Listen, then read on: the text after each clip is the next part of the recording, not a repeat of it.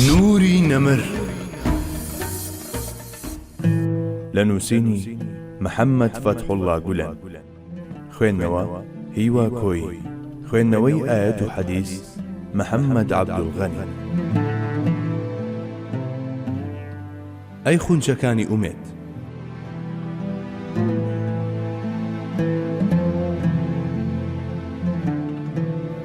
ئێوەن کە جارێکی تر بەیداغی حەقیقەتی دین لەسەر زەویدا دەشەکێننەوە. ئێوە گۆبکەی ڕەگێکی ئەوتۆ و چەپکی سەرچاوەیەکی ڕووناچی وەهان کە لە قۆناغێکی نوتەکە شەوی مێژوودا جیهانی نوقمی نور کرد و بە وێنەی درەختی تۆبا پەلوپۆی بەگشتدایەکی دنیادا پەرش کرد. جا بڕوانە شکۆی ئەم ئومەتە کە سەردەمانێک هەر وتەیەکی بە فەرمان وەردەگیرا و تەنانەت نیگاکانیشی بەهای بۆ دادەنرا. بە پشتیوانی خوای گەورە ئەم ڕۆژە تاریکانە کە بڕوام وایە زۆر زوو دەڕەوێتەوە تێی دەکەن و سەر لە نوێ سەدەزێڕینەکان دەبوژێننەوە. نشینانی سەرزەوی و ژێرزەویش چاوەڕی ئەمەن لێتان، چ جای حەزرەتی موحەممەد الموستەفا عەلەیهی سەڵاتی وەسەلام کە بە ڕوحیانەتی هەمیشە لە ناوتاندایە و جار جار هەستی پێ بکەنیان نا بە نیگا ژیان بەخشەکانی و خەندە پرسۆزەکانی بۆتان دەڕوانێ. ئەگەر ئێوە کەسانێک بن لە ڕاستەڕێ لا نەدەن و بەردەوام پەیامی ئەمنیەت و ئارامی بە دەوروبەرتاندا پەخش بکەن، بەڵێ ئەگەر لەم ئەرکەدا سەرکەوتوو بن، ئەوە دەواازەی دڵی مرۆڤایەتیتان بۆ دەخرێتە سەرپشت و هەروەک پێشینان ئێوەش لە دەروونەکانتاندا تەختی خۆشەویستی دادەنێن. بیرتان نەچێ کە گرنگترین مەرجی گەیشتن بەو ئامانجە، ڕاستتر بڵێین بەو لووتکەیە ئەمینبوونە لە ئەمانەتدا. ئەگەر دەمانەوێت دەشبێت بمانەوێت ببینە پایەی هاوسەنگی لە هاوچێشە جیهانیەکاندا و ئەو دەمەی بڕیارە چارەنووسازەکان دەدرێن بۆ چاومان بڕوانرێت، ئەوە پێویستە ببینە نوێنەری حەق و دادپەروەری و ڕاستڕەوی و ئارامی. تەبلیغ.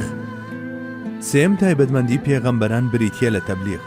هەروەک دەتوانین بەڕوونکردنەوەی ڕاستیەکانی ئیسلام یاخود فەرمانکردن بە چاکە و نەهیکردن لە خراپەش ناوی بەرین. دەرەنجام هەر یەکشتە، چونکە لە هەردوو بارەکەدا تیشک دەخەینە سەر ئەم تایبەتمەندیە بەرزەی پێغەمبەران عەلەیهی سەلام. تەبلیغ مەبەستی بوونی هەموو پێغەمبەران، چونکە ئەگەر تەبلیغ نەبووایە ئەوە ناردنی پێغەمبەرانیش دەبووە کارێکی هەوانتە و بێمانە. خوای باڵادەست جەلە جەلالوهو بەزەی و میهرەبانی ڕەهاکەی خۆی لە ناردنی پێغەمبەراندا بەرجەستە کردووە و لە ڕێی ژیانی ئەوانەوە ڕەحمانیەت و ڕەحیمیەتی خۆی دەرخستووە. ڕنگدانەوەی ئەمەش لە کەسانی تردا تەنها و تەنها لە ڕێی تەبلیغەوە دەبێت. وەک چۆن خوای گەورە بە داگیرساندنی ئەو خۆرەی کە هەموو ڕۆژێک بزەمان بەڕوودا دەنوێنێ جلیوەیەک لە ڕەحمانیەتی خۆیمان پیشان دەدات. ئەو خۆرەی کە ئەرچی ئاگردانێک دەبینێت بۆ ئەو شتانەی پێویستیان بە گەرمی هەیە و وەجاخێک بۆ ئەو شتانەی پێویستیان بە پێگەیشتنە و فەڵچەیەکی نەخشێنەریشە ڕوخساری جوانی ڕەنگاو ڕەنگەکان دەڕازێنێتەوە. بە هەمان شێوەش پێغەمبەر عەلەیهی سەڵاتی وەسەلام بە وێنەی خۆر ڕەحمانیەت و ڕەحیمیەتی کردگاری مەزنمان پێشچاو دەخەن. پێغەمبەران لە سەروی هەمووشیانەوە حەزرەتی موحەممەد الموستەفا عەلەیهی سەڵاتی وەسەلام کە بەرجەستەکاری حەقیقەتی وما أرسلناك إلا رحمة للعالمين. تۆمان وەک ڕەحمەت ناردووە بۆ جیهانیان، لە نێو مرۆڤەکاندا نمایندە و نمونەی ڕەحمانیەت و ڕەحمیەتی پەروەردیگاری میهرەبانە. واتە ئەگەر ئەو نەهاتایە و گیانێکی نوێی بەبەر پەیامی پێغەمبەراندا نەکردایەتەوە، ئەوە ئەو کاتە ئێمەی ئادەمی هەرگیز بەهرەمەندی بەزەی و ڕەحمەتی خوای گەورە نەدەبووین و لە بیابانی وەحشەت زاری نەزانی و کوفر و گومڕاییدا بۆ هەمیشە بێکەس و سەرگەردان و پەرێشان دەماینەوە. کاتێک مرۆڤایەتی لە نێو نامۆیی و پەژمودەییدا دەتلایەوە، لە سایەی هەناسە ژیان بەخشەکانی پێغەمبەری سەروەرمان لە دوو توێیشدا ڕۆحیەتی پەیامی گشت پێغەمبەرانی تر گیانی بەبەردا کرایەوە. لە سایەی ئەمەشدا خۆی لە باخچەی بەهەشتێکدا بینیەوە کە جوانی 1001 بەهاری تێدا دەدرەوشایەوە. خۆ ئەگەر وا نەبوایە لە تاو نامۆیی و بێکەسی ژیری دەدەست دەدا و گیانی دەردەچوو. ئێمە چین؟ لەکوێوە هاتوون و بۆ کوێ دەچین؟ ئەم پرسیارە سەرسوڕهێنەرانە بەردەوام وەک چەکوش مێشکیان دەکوتینەوە و ئۆقرەیان لێ دەبڕین. بەڵێ ئۆقرەیان لێ دەبڕین و ئێمەش نەمان دەتوانی وەڵامێکی سارەشکەریان بۆەوە دەست بخەین و تەمەنێک دەستەوەسانانە بۆ ئازارانەوە دەتلاینەوە. جابا دیمەنی سامناچی ئێسک و پرووسکی ناو گۆڕ لەولاوە بوەستێت. هەر کات بە خەیاڵیش ئەم دیمەنانەمان بەهاتایە پێشچاو، دڵمان ڕادەسڵەچی و تاریکستانی ترز ناخمانی دەتەنی. لە هەموو ئەمانەش زیاتر نەمان و ئەندێشەی بوون بە هیچ و تاڵاوی ئەوەی کە تێپەڕبوونی هەر خولەکێک هەنگاوێک زیاتر نزیکمان دەکاتەوە لە نەمان ژیانی لێ دەکردین بە ژەهر. پێغەمبەران هاتن و مەبەستی هەرە باڵای ژیان و حەقیقەتی مردنیان بۆ ڕوون کردینەوە. لە سایەی ئەواندا تێگەیشتین کە هەروە کاتنمان بۆ دنیا پەیوەستە بە ئامانجێکەوە بە هەمان شێوە ڕۆیشتنمان لەسەر بنەمای حیکمەتێکی مەزنە. بەڵێ تێگەیشتین کە مردن پێناسەیەک نییە بۆ لە ناوچوون و هیچێتی، بەڵکو تەنها شوێن گۆڕینێکە و کۆتایی هێنانە بە ئەرک و کارمەندی سەرشانمان. گۆڕیش دەواازەیەکی واڵایە بەڕووی جیهانی ئاخیرەتدا و وێزگەیەکی چاوەڕوانیە. کاتێک ئەمانەمان لە پێغەمبەرانەوە بیست، نامۆییمان ڕەویەوە و گرژی و مۆنی سەر ڕوخساری بوونەوەرانیش سڕایەوە و گۆڕا بە هاودەمی و هاوڕازی. هەموو ئەو ترس و گومانانەش کە بیر و هۆشیان داگیر کردبووین باریان کرد و جێیان بۆ شادی و دڵنیایی چۆڵ کرد. بەم شێوەیە پێغەمبەران ئەم پەیامە و چەندین پەیامی تری هاوشێوەی ئەمەیان پێگەیاندووی. ڕاپەڕاندنی ئەم ئەرکەش خۆی لە خۆیدا تەوەری بوونی ئەم کەسایەتیە کاملانەیە. لە کاتێکدا ئێمە تەبلیغ وەک حەق و واجبێکی سەرشانمان دەبینین و لەو گۆشەنیگایەوە بەجێی دەگەێنین کەچی پێغەمبەران عەلەیهی سەلام وەک مەبەست و حیکمەتی هاتنە دنیاییان لێی دەڕوانن و بەم هەستەوە ئەرکەکانیان ڕادەپەڕێنن. هەروەک بڵێن هیچ مەبەستێکی تر لە پشت هاتنە دنیای ئێمەوە نییە. خوای گەورە ئێمەی ناردووە بۆ ئەم مرۆڤانە تاوەکو ڕاست و چەپ، پێش و پاش و سەر و ژێریان ڕووناک بکەینەوە و لە تاریکی ڕزگاریان بکەین تا سەرنجام ئەوانیش بتوانن لەم شاڕێگە نمونەیەدا بەبێ لادان ڕێ بکەن. بە جۆرێکی وا شەیتان نەتوانێت لە هیچ لایەکەوە زەفەریان پێ ببات و دزە بکاتە ناو ڕۆحیانەوە و لەم ڕێگە دوور و درێژەدا ماندوو نەبن و پەچیان نەکەوێت.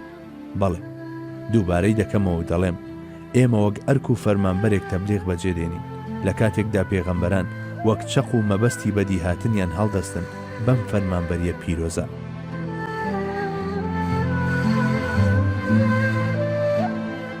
سێ بنەمای تەبلیغ. گومانی تێدانیە کە بانگەواز و پەیامی پێغەمبەران عەلەیهی سەلام لە بانگەواز و پەیامداری کەسانی تر جیاوازە. خۆ ئەگەر بە تەنها لە ڕوانگەی هێنانی پەیامەوە بڕوانینە بابەتەکە ئەوە هیچ کەسێ لە پێغەمبەران ناچێت. پێغەمبەران لە پەناگەیاندنی پەیامەکانیاندا واتە و ماهیەتی تەبلیغیان بۆ ڕوون دەکەنەوە و ئەو شێواز و ڕێوشوێنانەشمان فێر دەکەن کە پێویستە بانخواز بیگرێتە بەر. ئەمەش خۆی لە خۆیدا ڕەهەندێکی تری بانخوازی پێغەمبەرانە. ئێستاش با لە ڕوانگەی سێ بنەمای سەرەکیەوە بابەتەکە شی بکەینەوە. یەکەم گشتگیری. کاتێک پێغەمبەران هەڵدەستن بە گەیاندنی ئەو پەیامانەی لەلایەن پەروەردیگارەوە بۆیان هاتووە و ئەو تایبەتمەندیانەش کە پێغەمبەریەتی داخوازیانن ئەوە بە گوێرەی ڕێوشوێن و شێوازی تایبەتمەندی خۆی و وەک کەسێکی شارەزا لەو بوارەدا بەو ئەرکە هەڵدەستن. پێغەمبەران وەک یەکەیەکی هەمەچی و گشتگیر مامەڵە لەگەڵ مرۆڤدا دەکەن و پەیامەکانیشیان هەر لە چوارچێوەی ئەو گشتگیریەدا پێشکەش دەکەن. هەر بۆیە لە تەبلیغی پێغەمبەراندا هیچ کام لە عەقڵ، منتق، دڵ، هەستەکان و لایەنە ناسکەکانی مرۆڤ بە هیچ جۆرێک فەرامۆژ ناکرێن و هیچ کامیان بێبەش نابێت لە شەبەنگی پڕشنگداری وەحی. پێغەمبەران لە ئازوەحیدا وەک مردووان لە ژێردەستی مردوشۆردا وەحی بەم لاو ئەولادا هەڵیان دەجێڕێتەوە و ڕوویان وەردەجێڕێتە ئەو ئاراستەیەی کە دەیەوێت. بەم شێوەیەش دەیانگەیەنێتە لووتکەی ئیستیقامەت بە جۆرێک تەنانەت لەو بابەتەشدا کە بە بچووک و لاوەچی دادەنرێت ویستی پەروەردیگار چۆن بێت ئەوان ئاوا مامەڵە دەکەن.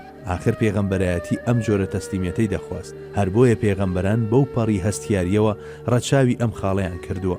جابۆیە ئەوانەی بانگەوازیان ناچێتەوە سەر بانگەوازی پێغەمبەران و تەبلیغیشیان هاوشێوەی ئەوان نییە هەرگیز سەرکەوتو نابن و ناگەنە ئامانج. بۆ نمونە ئەگەر عەقڵ پشتگوێ بخرێت ئەوە تەبلیغ ئەنجامی چاوەڕوانکراو نادات بەدەستەوە. فەرامۆشکردنی حیس و هەستەکانیش هەمان دەرەنجامی نەخوازرا و بەرهەم دەهێنێت. چ جای ئەوانەی چوونەتە دەرەوەی سنوورەکانی وەحی ئەو جۆرە کەسانە هەرگیز ناگەنە ئامانج. سابڕوان لە حاڵی ئەو سیستەم و ئەزمونە مرۆییانەی کە دەیانەوێت لە دەرەوەی وەحیدا هەنگاو بنێن. ئەوە خۆیان و ئەوەش ئەو مەودایی کە بڕیویانە. کۆمۆنیزم دەرەنجامێکی تاڵی ئەو ئەزمونەیە.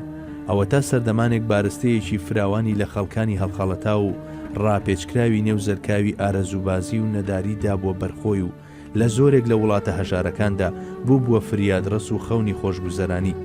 لەگەڵ ئەوەشدا کە چەندین چاوپینە و پەڕۆیان کرد و گۆڕانکاریان تێدا کرد کەچی هەر نەیتوانی لە هەرەس و ڕوخان قوتاری بێت. ئەمە لە کاتێکدا کە دامەزرێنەرانی ئەم سیستەمە و هاوشێوەکانیشی هەر یەکەیان سەردەمانێک وەک پێغەمبەرێکی درۆزن خۆیان دەردەخست. ئێستاش ئومەتە درۆزنەکانیان بەدەم گەستنی پەنجەی پەشیمانیەوە ئەرزی پەرێشانیان دەکەن و دەڵێن ئەی هاوار دۆڕاوی گەمەی ئەم جارەش هەر ئێمە بووین زیان ئەوە تا لە بەرچاودا ئاخر نازانم چی سوودمەند بووین ئەوانەشی کە پێداگیری دەکەن لە جێبەجێکردنی ئەو سیستەم و بەرنامانەی کە لە خەوپڵاوی و خۆپەرستی مرۆڤەوە سەرچاوەیان گرتووە لە کۆتاییدا دەگەن بە هەمان ئەنجام و هەمویان هەمان قسە دووبارە دەکەنەوە بەڵێ زوو بێدیان درەنگ بە دڵنیاییەوە ئەو ڕۆژە دێتە پێش کە ئەوانیش بە ناچاری دام بنێن بە هەڵخەڵەتاوی و چاواشەبوونیاندا لە تەبلیغی پێغەمبەردا عەقڵ و مەنتیق و هەستەکان شانبەشان و ئاوێتەی یەکترن ئەو وەک چۆن بیر لەوە ناکاتەوە کە سۆز و عاتیفەی خەڵکی بقۆزێتەوە و لە ڕێیەوە ڕاپێکی شەقامەکانیان بکات هەر بەو جۆرەش نابێتە تیۆرسازێکی ڕوت و خەڵکی بکاتە چەند تاکێکی گۆشەگیر و بێبەش لە گیانی بزاوت و گڕوتین دیسانەوە وەک چۆن پێغەمبەر مرۆڤەکان ناڕێژێتە نێو کۆڵانەکان و نایان کات بە جێرە شێوێن و تێکدەر بە هەمان شێوەش نایان کات بە چەند لە پێو گۆکەوتویەک کە تەنها گرنگی بەلایانی هەست و عاتیفەکانیان بدەن بەڵکو دێت ڕێچکەیەک بەرە و دڵەکان لێدەدات و لەو ڕێەوە پەیامەکەی بێوێنەی بارانی ڕەحمەت بەسەریاندا دەبارێنێت و گیان و گڕوتینی کار و بزاوتیان دەکات بە بەردا و بەرەو ئاسمانی مرۆڤایەتی بەرزیان دەکاتەوە و دەیان کات بە هاوشانی فریشتەکان قورئانی پیرۆستی شک دەخاتە سەر ئەم تایبەتمەندیە و دەفەرموێ قل هذه سبيلي أدعو إلى الله على بصيرة أنا ومن اتبعني بڵێ ئەمە ڕێبازی منە من و شوێن کەوتوانیشم بە بەسیرەت و بەرچاوڕوونی بانگەوازی مرۆڤایەتی دەکەین ئەم ڕێبازە ڕێبازی نبووەتە واتە ئەو ڕێباز و شاڕێگەیەیە کە هەر یەک لە عەقڵ و مەنتیق و داوەر و هەست و دڵ و ویژدان جێی خۆیان تیادا کردوێتەوە و هیچ کامێکیان پشتگوێ نەخراون ڕێگەیە کە پێغەمبەر و شوێن کەوتوانی پێغەمبەر لەسەر بەسیرەت و بەرچاوڕوونیەکی ئالەم جۆرە بانگی مرۆڤایەتی دەکەن بۆ لای حەق و حەقیقەت چاوەڕێنەکردنی پاداشت پێغەمبەران چاوەڕێی هیچ پاداشت و چاکەیەک ناکەن لە بەرامبەر بانگەوازەکەیاندا چونکە ئەوان تەنها بە مەبەستی ئەنجامدانی ئەرچی سەرشانیان بەم فەرمانبەریە هەڵدەستن جابۆیە هەموو پێغەمبەران بە دووپاتکردنەوەی ئین ئەجریە ئیلا عەلی الله پاداشتی من تەنها و تەنها لای خوایە ئاماژەیان بۆ ئەم حەقیقەتە مەز نەکردووە بەجێهێشتنی ئەنجام بۆ خوای گەورە پێغەمبەر عەلەیهی سەڵاتی وەسەلام پێغەمبەران عەلەیهی سەلام دەرەنجامی تەبلیغ و قبوڵکردنی بانگەوازەکەیان لەلایەن خەڵکیەوە بۆ خوای گەورە بەجێدەهێڵن و دەسوەرنادەنە ئەنجامی کارمەندیەکەیانەوە چونکە باش دەزانن کە ئەرچی ئەوان تەنها بریتیە لە تەبلیغ ئەنجامیش بە تەواوی پەیوەستە بەویستی خوای گەورەوە پاشتی شخصنە سەر ئەم سێ بنەمایی تەبلیغ ئێستا با هەڵوێستەیەک لەسەر چۆنیەتی ئەو تەبلیغە بکەین کە یەکێکە لە تایبەتمەندیەکانی نەبووەت و سەرێک بدەین لەو بنەما و ڕێگا و شێوازانەی کە بەجێهێنەرانی ئەم ئەرکە لە هەموو کات و سەردەمێکدا پەیڕەویان کردووە و پێویستی شەپەیڕەوی بکەن هەموو هیواشمان ئەوەیە کە خوای گەورە بەو جۆرەی کە خۆی ڕەزامەندی لەسرە ئەرچی تەبلیغ بە ئێمەش ڕابپەڕێنێت چونکە تەنها ئەو دەتوانێت سەرکەوتنمان پێ ببەخشێت و شەوقی تەبلیغ لە ناخماندا تاو بدات پشت هەر بەو دەبەستین و داوای کۆمەچیش هەر لەو دەکەین نوری نەمر